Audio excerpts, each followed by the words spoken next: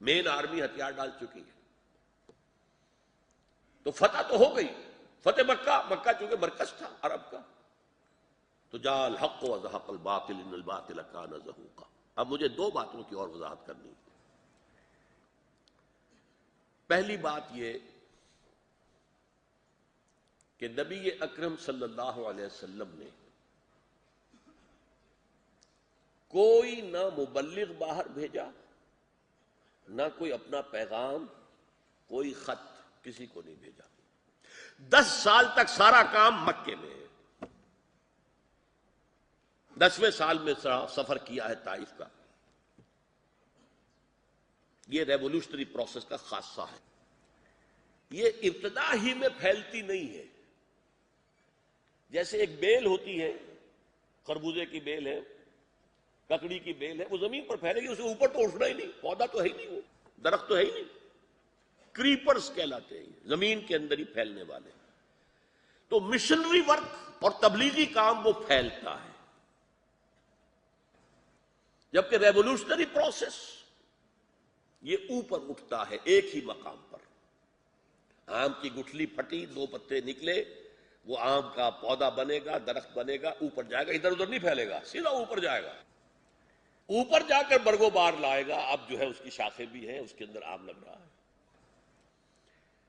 تو محمد صلی اللہ علیہ وسلم struggle was not of missionary type, it was revolutionary type. 10 برس تک آپ نے، حالانکہ پیسہ تھا آپ کے پاس کافی اس وقت، حضرت خدیجہ کی دولت موجود تھی، آپ بھیج سکتے تھے میں اللہ کا رسول ہوں، قیصر کو بھی، کسریٰ کو بھی، فلاں کو بھی، مجھے مانو. نہیں. پھر جب مدینے آ گئے تو اب آپ کا دائرہ وسیع ہوا ہے. پھر عرب کے اندر، عرب سے باہر کوئی نہیں. وہ تو صلح حدیبیہ جب ہو گئی اور قریش نے صلح کر لی حضور کے ساتھ، اور گویا کہ وہ کیا تھا اس کا مطلب، ریکگنائز کر لیا محمد کو صلی اللہ علیہ وسلم. صلح کسے کہتے ہیں؟ The two parties, they acknowledge each other, recognize each other.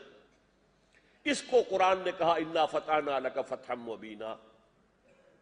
اے نبی، ہم نے آپ کو ایک بڑی کھلی فتح عطا کی، حالانکہ بظاہر آپ نے دب کر صلح کی تھی.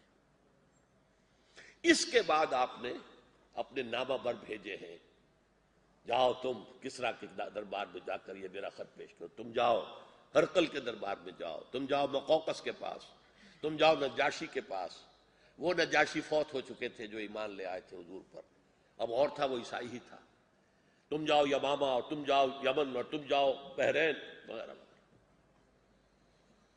اس کے نتیجے میں چونکہ ایک آپ کے سفیر کو شہید کر دیا گیا، ملک غسان، جو کہ ہرقل کے تابع تھا، تو آپ نے پھر جنگ موتا اور جنگ تبوک کا معاملہ شروع کیا.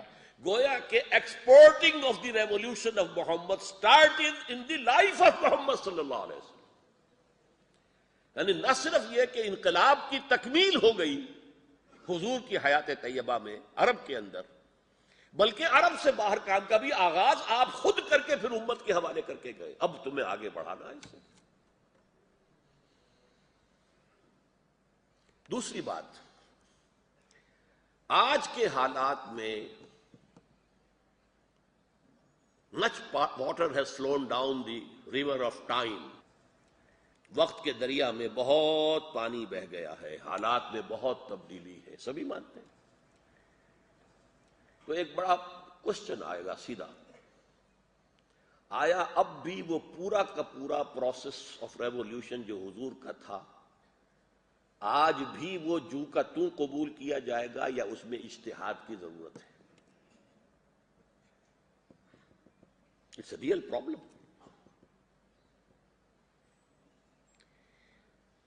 مائی ہمبل سبمیشن، میرا جو بھی ہے خیال،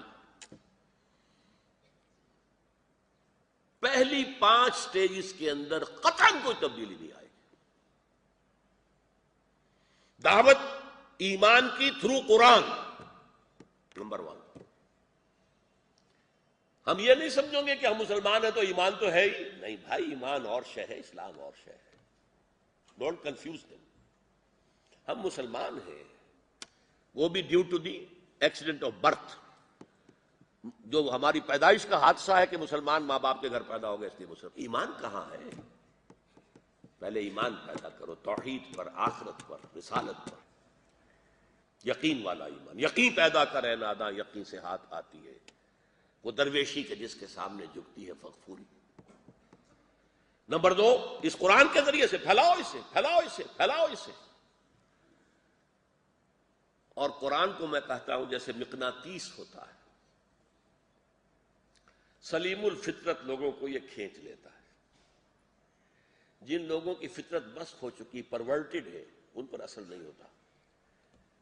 جیسے آپ کو معلوم ہے کہ آپ کے پاس کوئی اگر میگنیٹ ہے تو لوہے کے ٹکڑوں کو تو وہ کھینچ لے گا، لکڑی کے چیز نہیں کھینچے گا۔ یہی ہمارا پہلا سائنس کا تجربہ تھا، جو 5ویں یا 6ٹھی جماعت میں سائنس کا سبجیکٹ شروع ہوا تھا، کہ لوہ چون اور لکڑی کا برادہ، اس کا ایک مکسچر دے دیا تھا، اسے علیحدہ علیحدہ کرو۔ کیسے کریں گے؟ چنیں اس کو ایک ایک کو، بتایا گیا لو بھائی یہ میگنیٹ لے لو، پھراؤ اس میں، تو جو لوہ چون ہے وہ اس سے چمٹ جائے گا، لکڑی کا برادہ نہیں چمٹے گا، علیحدہ ہو جائے گا۔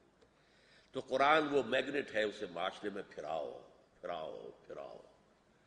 الحمدللہ کہ میں نے 40 برس اس شہر لاہور میں قرآن کی چکی پھیری ہے، چکی پھیری ہے، چکی پھیری ہے۔ مجھے یہ خطاب بھی دے دیا گیا، یہ قرآن کا قوال ہے، اور میں نے خوشی سے اس خطاب کو قبول کیا۔ وہ تو سب سے بڑی بات یہ، ماں ہرچہ خواندہ ایم فراموش کردہ ایم، اللہ حدیث دوست کے تکرار نہیں کنے۔ ہم نے جو کچھ پڑھا تھا سب بھلا دیا، میڈیکل پڑھی تھی سب بھلا دی۔ ہاں حدیث دوست ہے، اللہ کا کلام ہے، اللہ حدیث دوست وہ یاد ہے، تکرار نہیں کنے، اس کی تکرار میں کر رہا ہوں۔ بہرحال پہلا سٹیپ یہی ہوگا۔ اگر آپ نے یہ پروزیوم کر لیا کہ ایمان تو ہے تو آپ گئے، ختم۔ ایمان تو ہے ہی نہیں، ایمان کہاں ہے بھائی؟ اس بات کو سمجھو، ایمان اور ہے، مسلمان ہونا اور ہے۔ پھر جو لوگ کھنچ کر آ جائیں، اس میگنیٹ کے ساتھ چمٹ کر آ جائیں، انہیں آرگنائز کرو اور بیعت کی بنیاد پر کرو، جو محمد رسول اللہ آپ کے لیے چھوڑ گئے۔ کوئی انگریزی نظام نہیں، کوئی 2 سال 3 سال کی عمارت نہیں، کوئی انتخاب نہیں، کچھ نہیں۔ جس نے تمہیں دعوت دی، تم نے اس کی بات کو صحیح تسلیم کیا، اس پر اعتماد کیا، اس کے ہاتھ میں ہاتھ دو۔ ہم تمہارا حکم مانیں گے، اپنا مشورہ ضرور دیں گے، فیصلہ تمہارا ہوگا، جو شریعت کا راستہ ہے۔ ہاں شریعت سے باہر کوئی حکم نہیں دے سکتے تم۔ پھر ان کی تربیت کرو، قرآن ان کے اندر اتارو، راتوں کو جاگنے کی تشویق دلاؤ، خرچ، انفاق انفاق انفاق۔ نفاق کو ختم کرنے والی شے انفاق ہے۔ پھر پیسو ریزسٹنس۔ ابھی پیسو ریزسٹنس کی شکل کیا ہے؟ ہم ابھی کوئی تھریٹ نہیں ہے حکومت کے لیے۔ مکے میں تو وہ چھوٹی سی آبادی 3-4 ہزار کی ہوگی، تو وہ 150 آدمی بھی ایک خطرہ بن کر نظر آ گئے تھے نا۔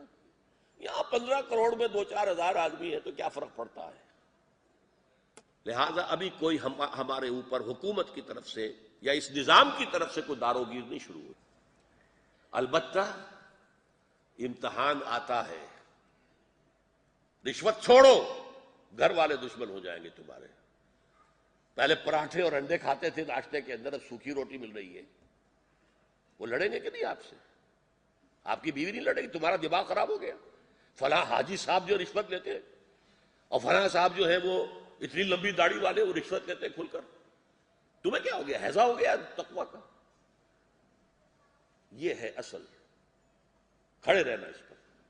یا ایھا الذین آمنوا ان من ازواجکم واولادکم عدوا لکم فاحذروہ، اے ایمان والو تمہاری بیویوں اور اولاد میں سے تمہارے دشمن ہیں، بس ان سے بچ کر رہو۔ پردہ نافذ کر دیا آپ نے، آپ کی پوری برادری کہے گی جاؤ جی دفع ہو جاؤ، ہمارا تم سے کوئی تعلق نہیں۔ تمہاری بیٹی کون لے؟ داماد بیٹھے گا باہر، گھر بن جائے گا، سالیوں سے پردہ، بہنوئیوں سے پردہ، اور شریعت کہتی ہے کہ سب سے بڑھ کر پردہ ان سے ہونا چاہیے۔